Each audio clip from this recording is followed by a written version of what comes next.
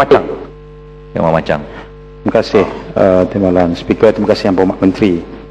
Ada sedikit perbezaan jawapan Menteri sekarang dengan jawapan yang diberi pada saya oleh Menteri secara bertulis.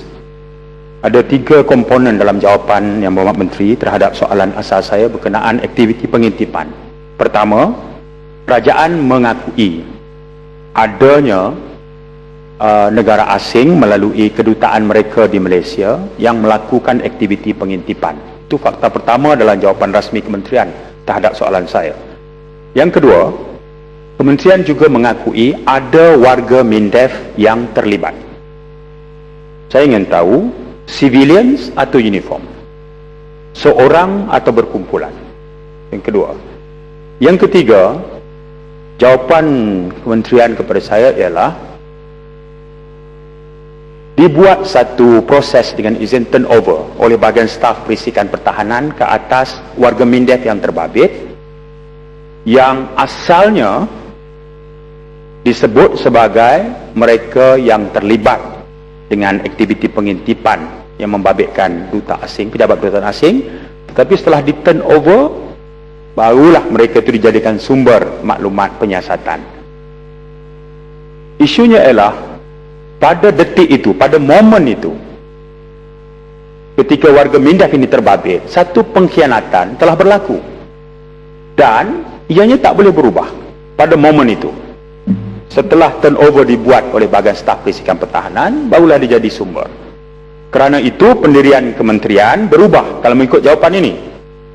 Berubah kerana mereka kemudian menjadi sumber kepada penyiasatan dan mereka tidak lagi dianggap pengkhianat. Komponen seterusnya dalam jawapan itu ialah memandangkan kerajaan Malaysia mempunyai hubungan baik dengan negara asing yang terlibat. Maka memadailah isu ini diselesaikan secara diplomatik. Itu komponen-komponen jawapan yang saya hafal, agak berbeza dengan jawapan diberikan oleh Bapak Menteri sekarang. Ya. Sebab itulah yang Bapak Menteri saya fikir perlu diberikan sedikit lagi penerangan. Apakah sebenarnya pendirian dan polisi kerajaan terhadap aktiviti pengintipan ini bukan perkara baru. Ini sebenarnya telah berlaku berkali-kali. Lama sebelum Berhormat Menteri menjadi menteri di situ pun sudah pun berlaku. Rekod menunjukkan begitu. Aktiviti pengintipan ini serius, severe dengan izin.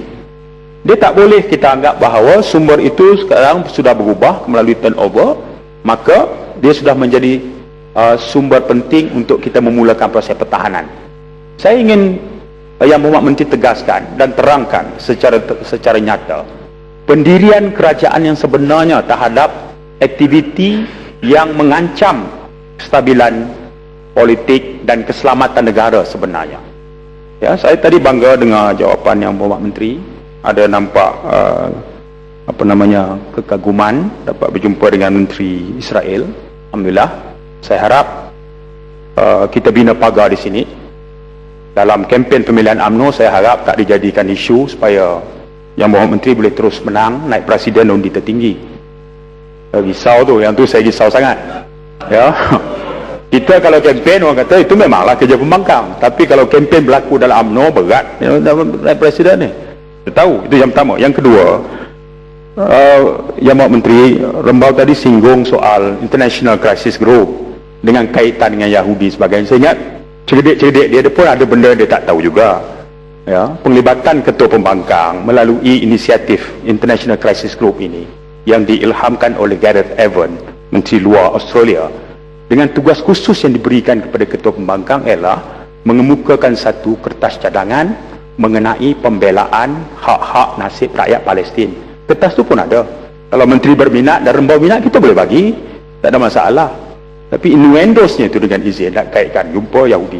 Isunya ialah Matang Pau sepanjang 17 tahun dalam kerajaan, dia tak employ agensi Yahudi, bayar berpuluh juta. Itu fakta depan kita.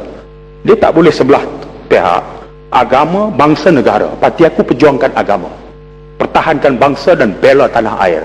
Tapi quietly kita sign kontrak lantik syarikat yang ada kaitan Zionis. Itu isu pokoknya.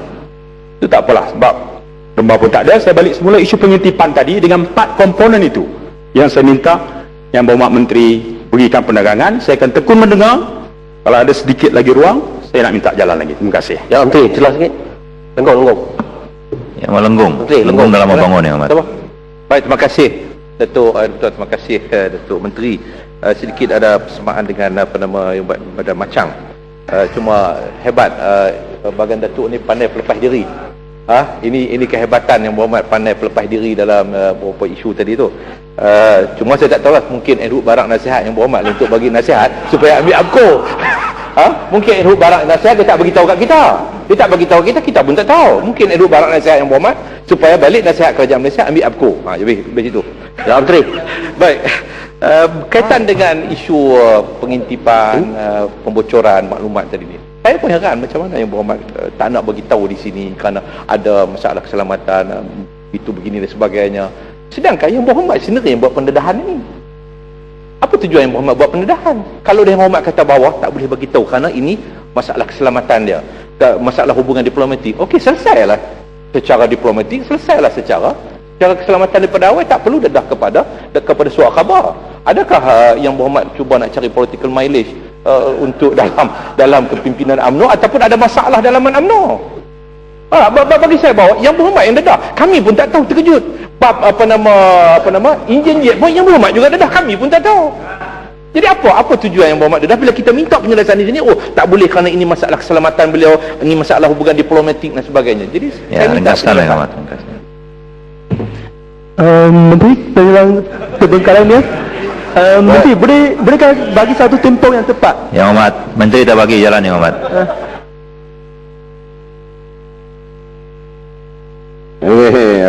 Betul lah dia botol steam lah selalu. Saya ingin menjawab apa yang disebut oleh Macang dengan pokok senar yang ada kaitan. Ya.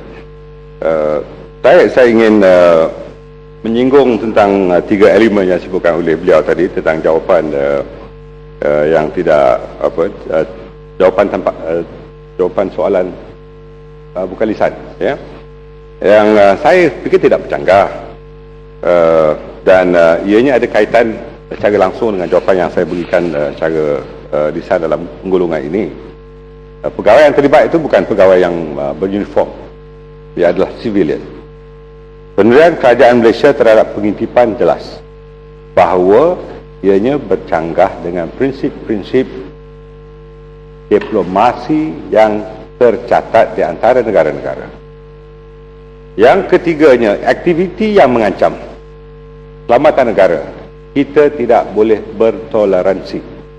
Dalam hal ini, apabila tindakan dilakukan terhadap pegawai tersebut, ianya berbentuk penggunaan pegawai dalaman oleh pihak luar yang kemudiannya menyedari hakikat bahawa beliau telah tersalah guna. Oleh sebab itu, atas kesedaran itulah beliau melaporkan kepada kami dan kami meminta kerjasama kepada beliau untuk memberikan laporan yang tepat terhadap apakah maklumat-maklumat yang telah terlepas. Tapi Alhamdulillah didapati tidak ada maklumat rahsia yang terlepas dan kami telah dapat menggunakan beliau sebaliknya untuk mendapat maklumat-maklumat dari pihak yang cuba melakukan pengintipan. Dan saya fikir ada hikmah yang berlaku di sini bahawa walaupun saya menyatakan di dalam media ada sebuah negara yang membuat pengintipan, tetapi saya bercakap ketika itu dengan satu percakapan yang berlapis, tertakluk kepada maklumat dan keizinan oleh Yang Amat Berhormat Perdana Menteri kerana beliau telah menjadi Menteri Pertahanan selama 14 tahun. Saya pun Menteri Pertahanan tetapi belum sampai pun 14 bulan. Jauh lagi daripada 14 tahun. Dalam hal itu, atas pengalaman dan nasihat yang diberikan oleh beliau, lebih baik kita mengambil langkah-langkah diplomatik, kita mengambil langkah-langkah supaya tidak lagi berlaku aktiviti penyuluhan, espionase yang dilakukan oleh pihak luar. Sepatutnya bincang dulu dengan Perdana Menteri selaku bekas Menteri Pertahanan sebelum buat pendedahan. Yang buat pendedahan sehingga menjadikan masyarakat dan rakyat Malaysia jadi gawat. Sebab yang Muhammad jadi gempar, yang Muhammad kata pembocoran rahsia penting negara. Hari ini yang Muhammad kata belum terlepas. Tidak terlepas. Jadi sepatutnya kalau itu hujah yang Muhammad, kecuali dengan izin Perdana Menteri selaku bekas Menteri Pertahanan, okey, bincang dulu sebelum buat pendedahan. Sehingga kita pun jadi risau. Saya tak dedahkan. Banyak betul, saya belum dedahkan.